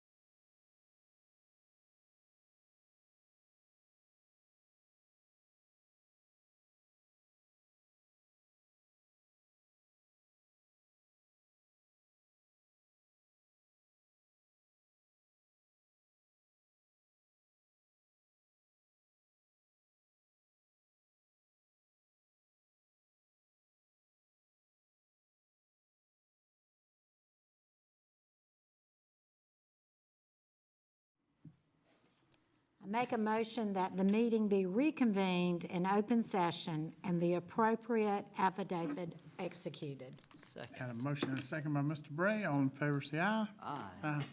Back in open. Mr. Chairman, I make a motion that we accept the administration's recommendation for personnel appointments, reappointments, retirements, and resignations. Had a motion, do I have a second? Have a second? Ms. Castles? If you would put on the record, please, my vote will not be directed toward every candidate, but I will be voting no for one of our candidates that I don't feel is in our best interest. Thanks. All right, anything else on that? All right, I had a motion and a second. All in favor, say aye. Aye. All opposed? Okay, got it?